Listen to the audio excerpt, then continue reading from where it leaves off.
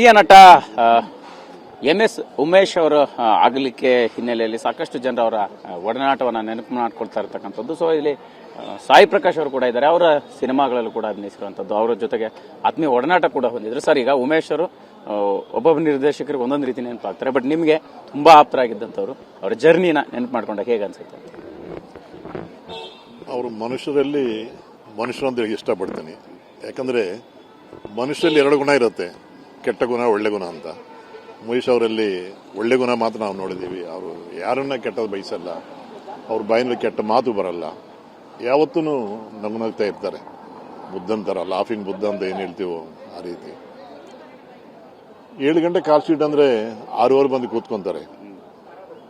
6 ಗಂಟೆ ಪ್ಯಾಕಪ್ ಅಂದರೆ ಪುನಃ ಬಂದು ಕೇಳ್ತಾರೆ, ಇನ್ನೇನು ಶಾರ್ಟ್ ಬ್ಯಾಲೆನ್ಸ್ ತಗೊಳ್ಳಿ ಸರ್ ಅಂತಾರೆ. ಡೈರೆಕ್ಟ್ರಿಗೆ ಆಗಲಿ ನಿರ್ಮಾಪಕರಿಗೆ ಆಗಲಿ ಯಾವ ತೊಂದರೆ ಕೊಡಲ್ಲ.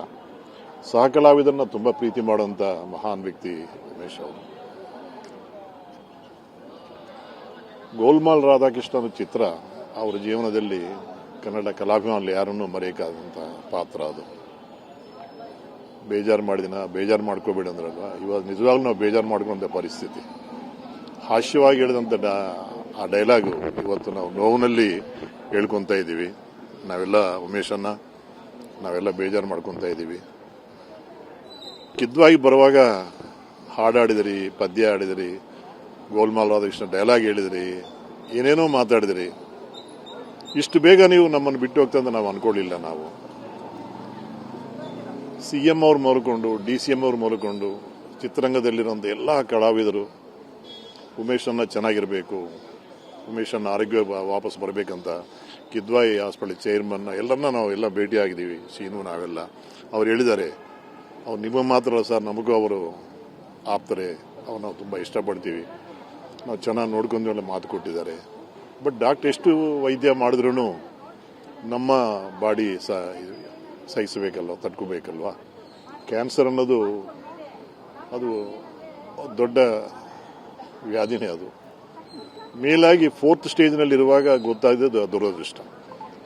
ಬೆಳಗ್ಗೆ ಮಾತಾಡ್ತಾ ಇದ್ದೀವಿ ಸರ್, ಅಂದ್ರೆ ಮುಂಚೆನೆ ಗೊತ್ತಾಗಿದ್ರೆ ಅವ್ರನ್ನೇನಾದ್ರು ಅಂದ್ರೆ ಬದುಕೊಳ್ಳುವಂತ ಸಾಧ್ಯತೆಗಳನ್ನ ಪ್ರಯತ್ನ ಮಾಡಬಹುದಿತ್ತು ಅಂತ. ಅಂದ್ರೆ ಯಾವತ್ತೂ ಕೂಡ ಅವ್ರು ಆ ರೀತಿ ಕಾಣಿಸ್ಕೊಳ್ಳಿಲ್ಲ, ಇವತ್ತು ನಗುಮುಖದಲ್ಲೇ ಇರ್ತಿದ್ರು, ಬಟ್ ಸಾಕಷ್ಟು ನೋವುಗಳಿತ್ತು ಅವರಲ್ಲಿ ಅನ್ನುವಂಥದ್ದು. ಸರ್, ನಿಮ್ಮ ಹತ್ರ ಯಾವತ್ತಾರು ವಿಚಾರಗಳನ್ನ ಹಂಚ್ಕೊಂಡಿರೋಂಥದ್ದು, ಅವರ ಜೀವನದಲ್ಲಾದಂಥ ಘಟನೆಗಳನ್ನು ಹಂಚ್ಕೊಂಡಿರೋಂಥದ್ದು ನೆನಪಾಗುತ್ತೆ ಸರ್?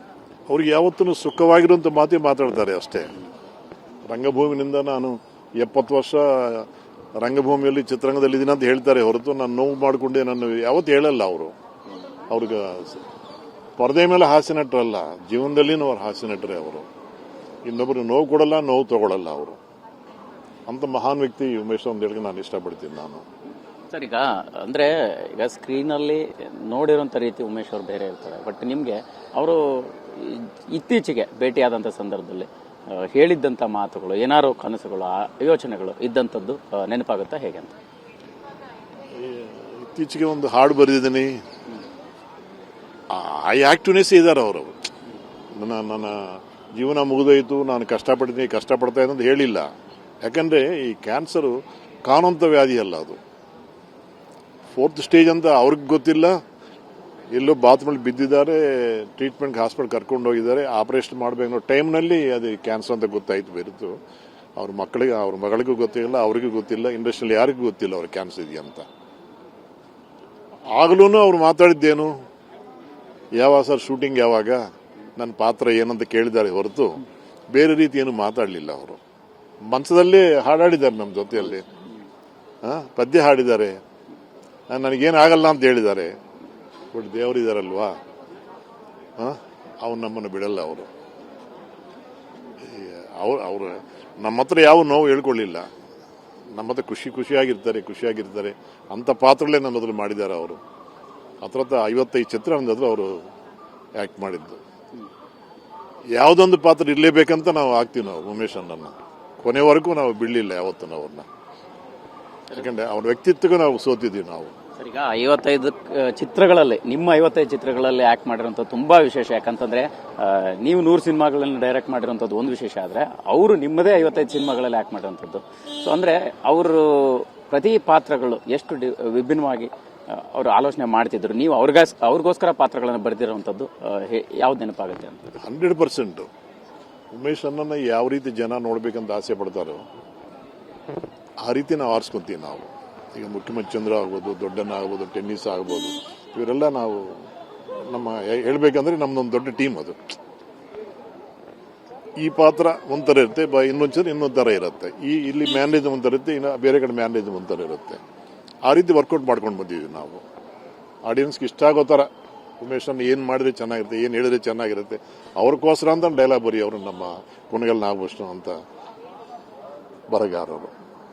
ಸರ್, ಫೈನಲ್ ಇಡೀ 55 ಸಿನಿಮಾದಲ್ಲಿ ನಿಮ್ಮನ್ನ ತುಂಬಾ ನಿಮ್ಗೆ ಇಷ್ಟ ಆಗುವಂತ ಅವರ ಯಾವ ಸಿನಿಮಾ ಆಗುತ್ತೆ, ಯಾವ ಪಾತ್ರ ನೆನಪಾಗುತ್ತೆ ಈ ಸಂದರ್ಭಕ್ಕೆ? 7.25 ಕೋಟಿ ಜನ ಇಷ್ಟಪಡುವಂಥ ಗೋಲ್ಮಾಲ್ ರಾಧಾಕೃಷ್ಣನೇ ಮರಿಲಾರಂಥದ್ದು ಪಾತ್ರ. ಅವರು ಎಲ್ಲೋದ್ರೂ ಕೇಳೋದು ಗೋಲ್ಮಾಲ್ ರಾಧಾಕೃಷ್ಣ ಡೈಲಾಗ್ ಮಾತ್ರ. ಬೇರೆ ಎಷ್ಟೆಷ್ಟು ಪಾತ್ರ ಮಾಡಿದ್ರು ಅದೇ ಅವರಿಗೆ ಮರೆಯಲಾರಂಥ ಪಾತ್ರ ಅಂತ ಹೇಳ್ಕೊಂಡು, ನಮಗೂ ಇಷ್ಟವಾದಂಥ ಪಾತ್ರ. ರಾಜ್ಕುಮಾರ್ ಅವರಿಗೆ ತುಂಬ ಇಷ್ಟವಾದಂಥ ಸಿನಿಮಾ ಪಾತ್ರ. ಬಂಗಾರಪ್ಪ ಅವ್ರು ಹೇಳೋರು, ವಿಧಾನಸೌಧದಲ್ಲಿ ಏನಾದ್ರು ತಲೆ ಬಿಸಿ ಆದರೆ ಇಲ್ಲಿ ಬಂದು ಆ ಕ್ಯಾಸೆಟ್ ಹಾಕೊಂಡ್ರೆ ಚೆನ್ನಾಗಿರುತ್ತಪ್ಪ, ಉಮೇಶ್ ಹಬ್ಬ ಎಷ್ಟು ಚೆನ್ನಾಗಿ ಮಾಡಿದ ಹೇಳೋರು. ಅದೇ ದೊಡ್ಡವರು ಹೈ ಕ್ಲಾಸ್ ಜನ ಅಂತ ಏನು ಹೇಳ್ತೀವಿ ನಾವು, VIP ಅಂತ ಏನು ಹೇಳ್ತೀವಿ, ಅವರೆಲ್ಲರೂ ಹಾಸ್ಯಗಳನ್ನು ಇಷ್ಟಪಡ್ತಾರೆ, ಇಂಥ ಕಲಾವಿದನ್ನು ಇಷ್ಟಪಡ್ತಾರೆ. ಅವರು ಅಮರರು, ನಮ್ಮ ಹೃದಯದಿಂದ ಯಾವತ್ತೂ ಒಂದು ಈಗಾಗಲೇ ಚಿತ್ರರಂಗದಲ್ಲಿ ಒಂದು ಮೇಲ್ಗೆಲ್ಲ ಅಂತ ಹೇಳಿ ಇಷ್ಟಪಡ್ತಾರೆ. Thank you sir. ಎಸ್, ಇದಿಷ್ಟು ನಿರ್ದೇಶಕ ಸಾಯಿ ಪ್ರಕಾಶ್ ಅವರ ಮಾತಾಗಿರ್ತಕ್ಕಂಥದ್ದು. ಬರೋಬ್ಬರಿ ಅವರು ನಿರ್ದೇಶನ ಮಾಡಿರ್ತಕ್ಕಂಥ 55 ಸಿನಿಮಾಗಳಲ್ಲಿ ಉಮೇಶ್ ಅವರು ಆಕ್ಟ್ ಮಾಡಿರ್ತಕ್ಕಂಥದ್ದು ವಿಶೇಷ ಅಂತಾನೆ ಹೇಳ್ಬೋದು. ಕ್ಯಾಮರಾ ಪರ್ಸನ್ ಅಶೋಕ್ ಜೊತೆ ಮಾಲ್ತೇಶ್ ಜಗ್ಗೇನ್, TV9 ಬೆಂಗಳೂರು.